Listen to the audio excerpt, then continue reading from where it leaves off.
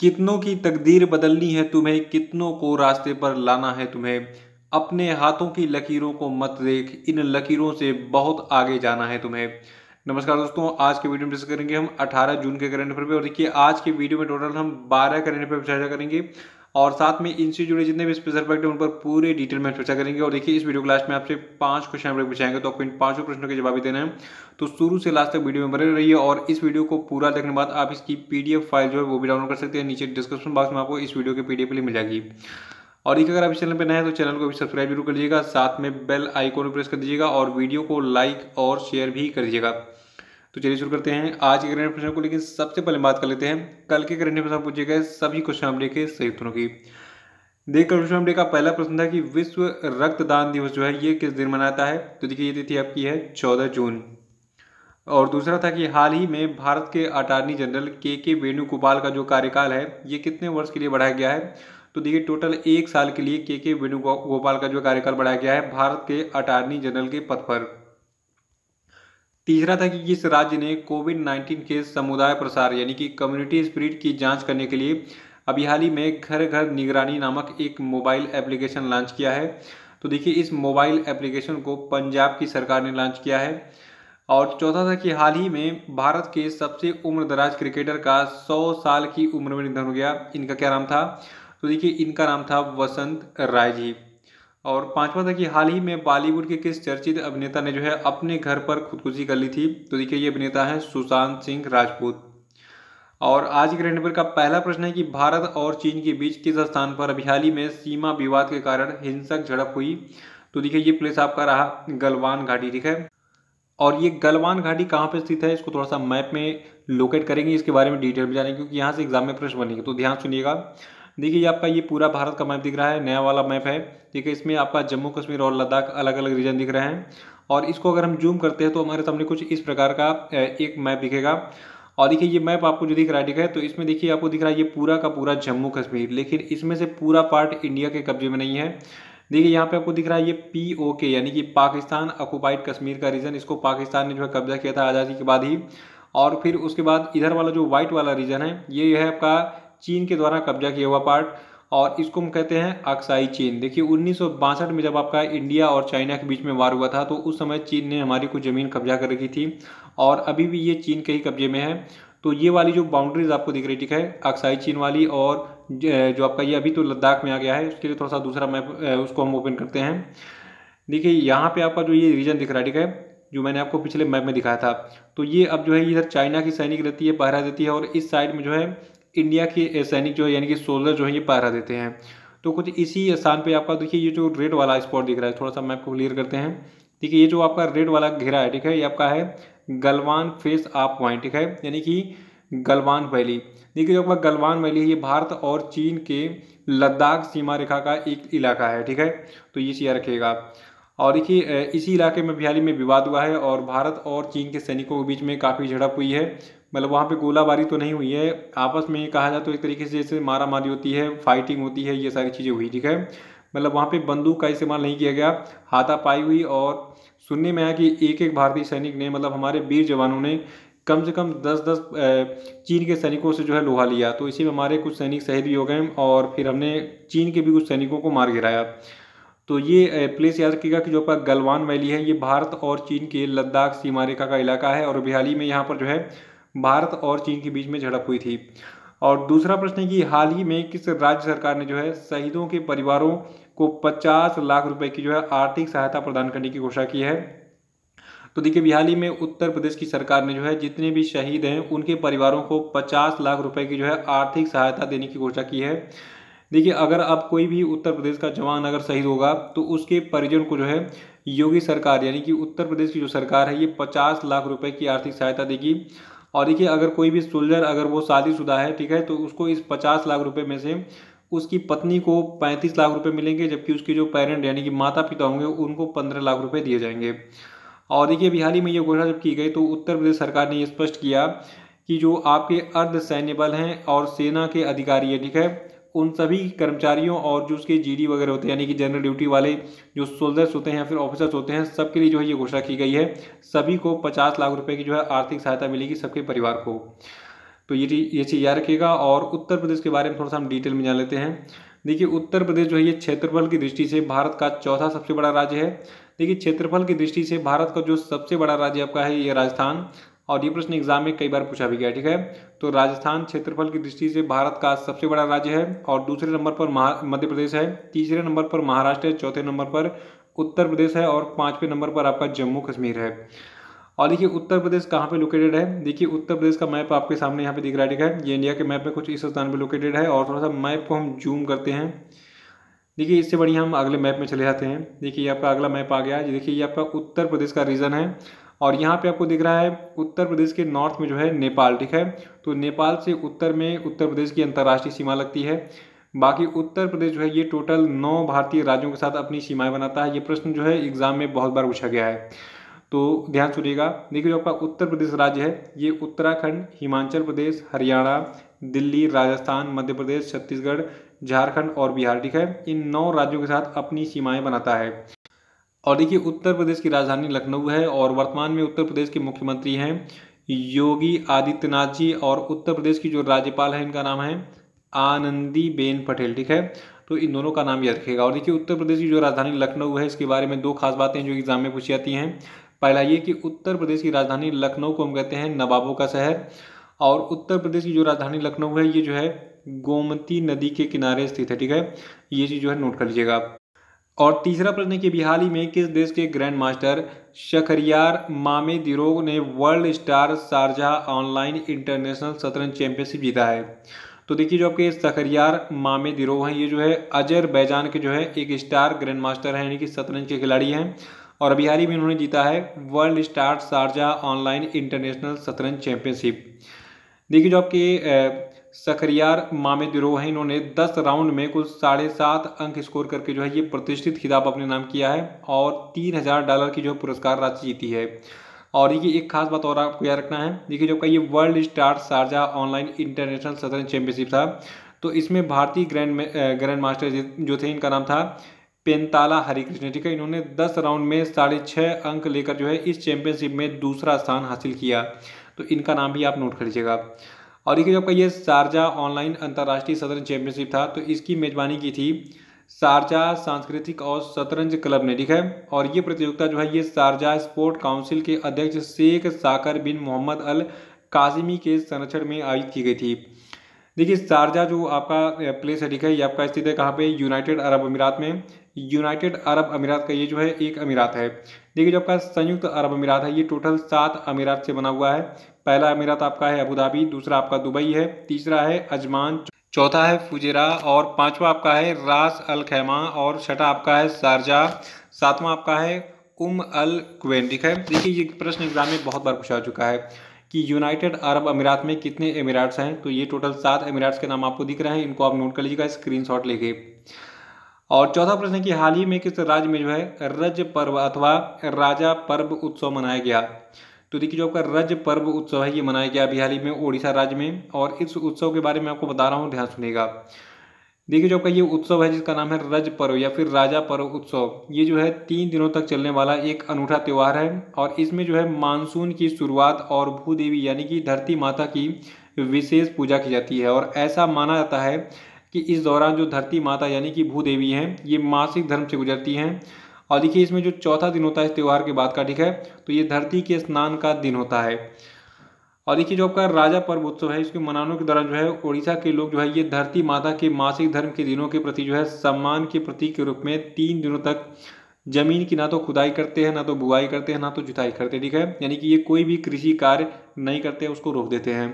और देखिए इस त्यौहार का जो 3 दिन होता है तो इसमें 3 स्टेप होते हैं। पहले दिन को हम कहते हैं राजा संक्रांति, दूसरा होता है पिल्ला राजा, और तीसरा आपका होता है भोजदाह या फिर बसी राजा, ठीक है। तो ये बस इतना ही आप याद रखिएगा इसके बारे में। देखिए उड़ीसा के बारे में जान लीजिए। देखिए उड़ीसा के जो मुख्यमंत्री हैं वर्तमान में इनका नाम है नवीन पटनायक। उड़ीसा के जो राज्यपाल इनका नाम है गणेशी लाल, ठीक है।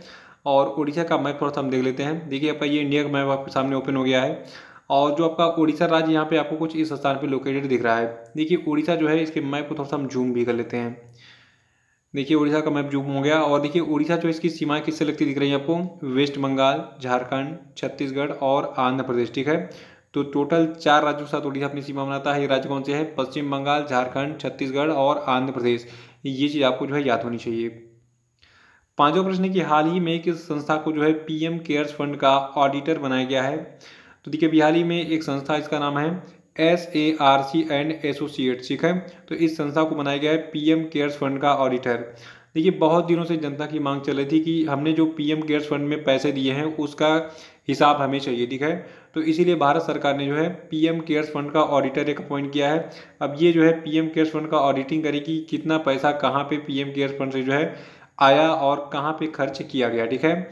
देखिए बिहार में जो आपका पीएम केयर्स फंड है, इसके ट्रस्टियों ने नई दिल्ली स्थित चार्टर्ड अकाउंटेंट फर्म जिसका नाम है SARC एंड एसोसिएट्स को जो है अगले 3 वर्षों के लिए अपने ऑडिटर के रूप में नियुक्त किया है। और इसके अलावा जो आपके सुनील कुमार गुप्ता हैं, तो इनकी अध्यक्षता वाली SARC फंड एंड एसोसिएट्स को जो है साल 2019 से पीएम के राष्ट्रीय राहत कोष यानी कि पीएम केयर्स फंड का जो है ऑडिटर भी बनाया, ठीक है। तो ये चीज़ जो है आप नोट कर लीजिएगा। छठा प्रश्न है कि हाल ही में किस राज्य में मछली की एक नई प्रजाति का पता चला है जिसका नाम रखा गया है साइक्योथोरिक्स सिकुसिरुमेंसिस। तो देखिए ये मछली खोजी गई हाल ही में अरुणाचल प्रदेश राज्य में और ये कुछ इस प्रकार से दिखती है। देखिए जो पास साइक्योथोरिक्स सिकुसिरुमेंसिस मछली है, ठीक है। तो इस प्रजाति की खोज अभी हाल ही में पूर्वी सियांग जिले के मीबो सर्किल में गाकांग क्षेत्र के पास की गई है। कहाँ पे? अरुणाचल प्रदेश राज्य में जो है सीकू नदी और सिरुम नदी के संगम पर, और इसीलिए इसका नाम जो है सीकू और सिरुम नदियों के नाम पर रखा गया है साइक्योथोरिक्स सिकुसिरुमेंसिस। तो इसके बारे में डिटेल्स याद रखिएगा। और अरुणाचल प्रदेश राज्य की बात कर लेते हैं जहाँ पे मछली खोजी गई है। और देखिए अरुणाचल प्रदेश राज्य जो ये भारत के सबसे पूर्वी सिरे पर स्थित है। और एक प्रश्न एग्जाम में पूछा गया कि भारत में सबसे पहले सूर्योदय कहाँ पे होता है? तो भारत में सबसे पहले सूर्योदय होता है अरुणाचल प्रदेश राज्य में। और देखिए अरुणाचल प्रदेश राज्य है, यहाँ की राजधानी है ईटानगर और यहाँ के मुख्यमंत्री हैं पेमा खांडू, राज्यपाल का नाम है BD मिश्रा। सातवां प्रश्न है कि हाल ही में किसने जो है खेलो India state centre of excellence की स्थापना की घोषणा की है? तो देखिए ये घोषणा अभी हाल ही में की गई है भारत के खेल मंत्रालय के द्वारा। देखिए पूरे भारत में एक मजबूत खेल पारिस्थितिक तंत्र बनाने के प्रयासों के तहत जो है प्रत्येक राज्य और केंद्र शासित प्रदेश में ऐसे एक जो है KISEC यानी कि खेलो India state centre of excellence की जो है स्थापना की जाएगी, वहाँ पे चिन्हित करके एक प्लेस को, ठीक है। और देखिए जो का ये खेलो India state centre of excellence होगा, तो इसकी स्थापना के पहले चरण में खेल मंत्रालय ने भारत के 8 राज्यों में सरकारी स्वामित्व वाले ऐसे खेल सुविधा केंद्रों की पहचान की है। ये राज्य आपके हैं अरुणाचल प्रदेश, मणिपुर, मिजोरम, केरल, तेलंगाना, नागालैंड, कर्नाटक और ओडिशा। और आठवां प्रश्न है कि नवीनतम आंकड़ों के अनुसार मनरेगा के तहत सबसे ज्यादा रोजगार देने वाला भारतीय राज्य कौन सा बन गया है? तो देखिए अभी जो नया आंकड़ा प्रस्तुत किया गया है इसमें बताया गया कि जो आपका उत्तर प्रदेश राज्य है ये जो है मनरेगा के तहत सबसे ज्यादा रोजगार देने वाला भारतीय राज्य बन गया है। देखिए अभी हाल ही में जारी किए गए आंकड़ों के अनुसार जो आपका महात्मा गांधी राष्ट्रीय ग्रामीण रोजगार गारंटी योजना, इसको शॉर्ट में कहते हैं मनरेगा, तो इसमें जो है राज्य की 57,000 ग्राम पंचायतों में 57,12,975 श्रमिकों को रोजगार मिला है, जो कि भारत में यानी कि पूरे देश में जो है महात्मा गांधी राष्ट्रीय ग्रामीण रोजगार गारंटी अधिनियम के तहत दिए गए कुल कार्य का जो है 18% है, ठीक है। यानी कि इस योजना के तहत जितने भी श्रमिक हैं उनको रोजगार दिए गए पूरे भारत में टोटल 100%, उसमें जो है अकेले 18% उत्तर प्रदेश ने दिया लोगों को रोजगार, किसके तहत? मनरेगा के तहत। और महात्मा गांधी राष्ट्रीय ग्रामीण रोजगार गारंटी योजना के बारे में बहुत सारे प्रश्न एग्जाम में हर साल पूछे जाते हैं, तो आइए वो सारे फैक्ट जान लेते हैं क्या क्या प्रश्न एग्जाम में पूछे जाते हैं। देखिए सबसे पहले डेट पूछा जाता है कि इस योजना को कब लॉन्च किया गया था। तो देखिए जो आपका मनरेगा है इसको लॉन्च किया गया था 7 सितंबर 2005 को। और जो आपका मनरेगा है ये भारत में लागू एक रोजगार गारंटी योजना है। और ये योजना जो है ये प्रत्येक वित्तीय वर्ष में किसी भी ग्रामीण परिवार के एक वयस्क सदस्य को जो है 100 दिन का रोजगार उपलब्ध कराती है। और देखिए एक खास बात और है, जो आपका ये मनरेगा इसका नाम पहले दूसरा था, इसको पहले नरेगा के नाम से जाना जाता था। ठीक है, शुरू में जो है इसे राष्ट्रीय ग्रामीण रोजगार गारंटी अधिनियम यानी कि नरेगा कहा जाता था, लेकिन बाद में इसमें जो है महात्मा गांधी शब्द ऐड कर दिया गया और ये बन गया महात्मा गांधी राष्ट्रीय ग्रामीण रोजगार गारंटी योजना। देखिए आपको बता दूं 2 अक्टूबर 2009 को इसका नाम चेंज हुआ था, ये चीज़ आप याद रखिएगा, ठीक है। तो 2 अक्टूबर 2009 को इसका नाम चेंज हुआ और ये बन गया मनरेगा, नरेगा से। 9वां प्रश्न है कि हाल ही में किसने जो है किर्गिस्तान के प्रधानमंत्री पद से इस्तीफा दे दिया है। तो देखिए इनका नाम है मुकम्मल कली अबिलगाजीएव। और देखिए किर्गिस्तान की बात करें, देखिए किर्गिस्तान जो है ये आपका सेंट्रल एशिया में स्थित एक छोटा सा देश है और इसकी कैपिटल है बिश्केक। करेंसी यहाँ की है किर्गिस्तानी सोम। पॉपुलेशन यहाँ की 63.2 लाख ये आंकड़ा है विश्व बैंक का। और देखिए यहाँ की ऑफिशियल लैंग्वेज है किर्गिज और रशियन। तो किर्गिस्तान के बारे में डिटेल्स याद रखिएगा। लेकिन सबसे पहले क्या रखना कि हाल ही में किर्गिस्तान के जो प्रधानमंत्री थे इनका नाम था मुकम्मलकली अबिलगाजीएव। इन्होंने अभी हाल ही में अपने पद से जो है इस्तीफा दे दिया है। 10वां प्रश्न की बिहाली में प्रिंस अल्बर्ट द्वितीय ऑफ मोनाको फाउंडेशन अवार्ड 2020 जो है इसको किसने जीता है? तो देखिए, जो आपका प्रिंस अल्बर्ट द्वितीय ऑफ मोनाको फाउंडेशन अवार्ड 2020 था, इसको जीता है डेक्कन डेवलपमेंट सोसाइटी हैदराबाद ने। देखिए, हाल ही में इस पुरस्कार की घोषणा जो है मोनाको फाउंडेशन के जो उपाध्यक्ष CEO ओलिवर वेंडन के प्रिंस अल्बर्ट द्वितीय इनके द्वारा की गई थी। और देखिए, इस पुरस्कार स्वरूप जो है जो आपका ये डेक्कन डेवलपमेंट सोसाइटी हैदराबाद है, इसको कितनी पुरस्कार राशि मिलेगी? देखिए, इसको जो है 40,000 यूरो यानी कि लगभग 35 लाख रुपए की जो है सम्मान राशि मिलेगी डेक्कन डेवलपमेंट सोसाइटी को, ठीक है। और देखिए, जो आपका ये अवार्ड है प्रिंस अल्बर्ट द्वितीय ऑफ मोनाको फाउंडेशन अवार्ड, ठीक है। तो ये अवार्ड उन लोगों की पावती में है जो हमारे ग्रह को बचाने के लिए अपने गहन कर्तव्य के लिए अपनी गतिविधियों और संघों को समर्पित करते हैं। और जो आपका ये डेक्कन डेवलपमेंट सोसाइटी है, देखिए इसके निदेशक वर्तमान में PV सतीश और इसका मुख्यालय जो है तेलंगाना के हैदराबाद में स्थित है। और जो आपका ये प्रिंस अल्बर्ट द्वितीय ऑफ मोनाको फाउंडेशन है, तो देखिए इसकी स्थापना 2006 में की गई थी। इसको क्रिएट किया गया था प्रिंस अल्बर्ट द्वितीय ऑफ मोनाको के द्वारा। हेडक्वार्टर इसका आपका है सेंट माइकल मोनाको में। 11वां प्रश्न है कि world day to combat desertification and drought जो है ये किस तिथि को मनाया जाता है? तो देखिए, इसको मनाते हैं हर साल 17 जून को। और देखिए, जो आपका 2020 है, तो 2020 के लिए world day to combat desertification and drought की थीम रखी गई है food feed fibre the links between consumption and land. देखिए, जो आपका संयुक्त राष्ट्र महासभा है, इसने वर्ष 1994 में जो है 17 जून को इस world day to combat desertification and drought के रूप में जो घोषित किया था। और ये दिन जो है ये हर साल मरुस्थलीकरण और सूखे के प्रभाव से निपटने के लिए जरूरी सहयोग के बारे में लोगों को जागरूकता फैलाने के लिए जो है मनाया जाता है। तो डेट और थीम याद रखिएगा। डेट है 17 जून। 17 जून को मनाते हैं world day to combat desertification and drought. और 2020 के लिए इसका थीम क्या है? Food feed fibre the links between consumption and land. 12वां प्रश्न की हाल ही में किस राज्य सरकार ने जो है IT पेशेवरों के लिए कर्मभूमि नौकरी पोर्टल लॉन्च किया? तो देखिए, इस कर्मभूमि नामक नौकरी पोर्टल को लॉन्च किया है पश्चिम बंगाल की सरकार ने। किसके लिए? जो IT पेशेवर हैं उनके लिए, ठीक है। देखिए, पश्चिम बंगाल की सरकार ने अभी हाल ही में कोविड-19 महामारी के बीच राज्य में वापस लौटे IT पेशेवरों के लिए इस पोर्टल को शुरू किया है। और कर्मभूमि पोर्टल का उपयोग करके जितने भी IT पेशेवर हैं ये जो है राज्य में स्थित कंपनियों से जुड़ने में जो है सक्षम हो पाएंगे। देखिए, पश्चिम बंगाल की बात कर लेते हैं। देखिए, पश्चिम बंगाल की राजधानी कोलकाता है। मुख्यमंत्री यहाँ की ममता बनर्जी हैं। राज्यपाल यहाँ के हैं जगदीप धनखड़ जी। तो ये थे आपके आज के सभी महत्वपूर्ण करंट अफेयर। और अब हम बात कर लेते हैं आज के सभी क्वेश्चन अपडेट पे। देखिए, आपके लिए आज का पहला प्रश्न है कि international day of family remittance जो है ये किस तिथि को मनाया जाता है? उत्तर बताइए इसका। दूसरा है कि विश्व बुजुर्ग दुर्व्यवहार रोकथाम जागरूकता दिवस जो है ये किस दिन मनाता है? इसको उत्तर बताइए। तीसरा है कि हाल ही में किसके द्वारा इंडियन गैस एक्सचेंज यानी कि IGX प्लेटफॉर्म लॉन्च किया गया? आंसर बताइए।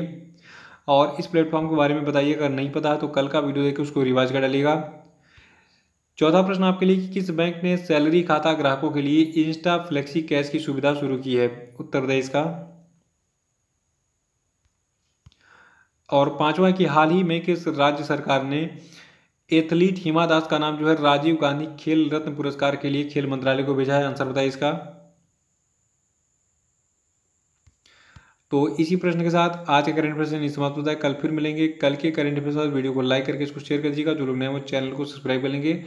और हमारा जो सोशल मीडिया का लिंक है आपको मिल जाएगा ये सारा का सारा नीचे डिस्क्रिप्शन बॉक्स में, वहाँ पे क्लिक करके सबको जो है ज्वाइन भी कर लीजिएगा। तो इसी के साथ बहुत धन्यवाद। Thank you and have a nice day.